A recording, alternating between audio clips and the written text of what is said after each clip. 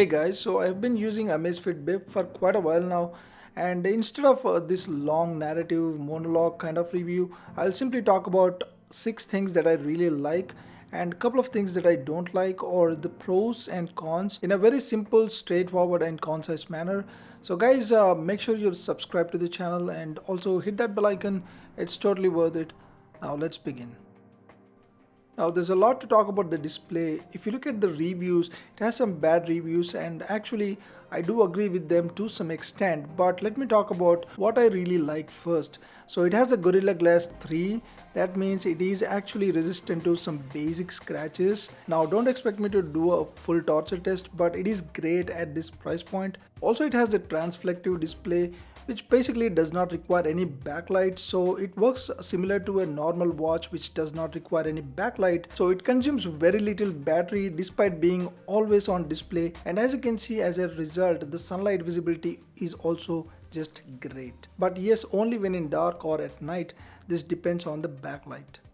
Now a lot of people overlook this, but actually touchscreen makes a lot of difference compared to a touch key. The touchscreen is very responsive, and the user interface is something that I really like because you have the gestures to actually interact and navigate all throughout the menu, and you can tap to make a selection, so you don't have to depend on any key. But yes, you have this key on the right side just to get back to home screen quickly, and I just love the whole touch and user interface on this Amazfit BIP.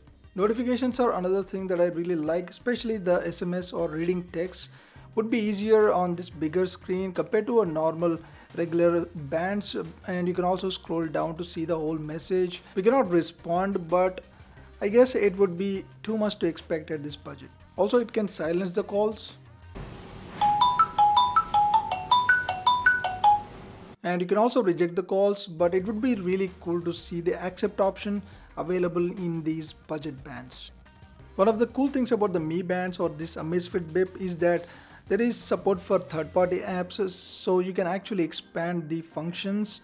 I particularly love the fact that you can download a ton of watch faces literally. I mean, there are a lot of them available, and you can customize it every day in a new and unique way. So this is something that I personally really love.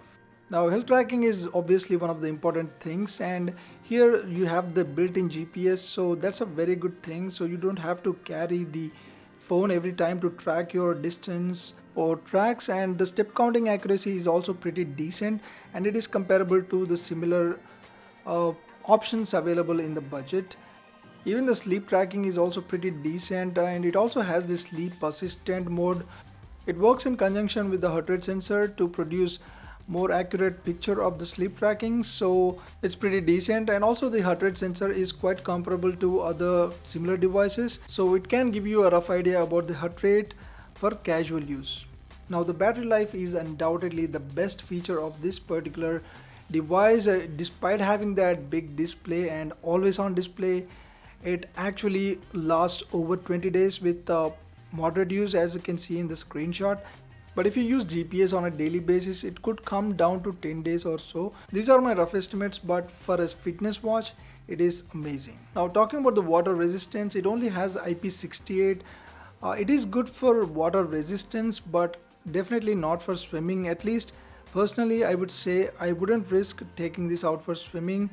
I wouldn't take anything out for swimming unless it has at least 5 ATM water resistance. Another con, like I said earlier, is the display. I mean, it has a low resolution display, so definitely they should have increased the resolution, and that's why I said I partly agree with the reviews. So this is one thing that I do not like, but considering the overall display and its features, the pros actually outweigh the cons, so I'd say this is one of the best fitness watches available in this price budget. Please give this video a like and also let me know what you think, guys. That's been it. Thanks for watching. I'll see you soon.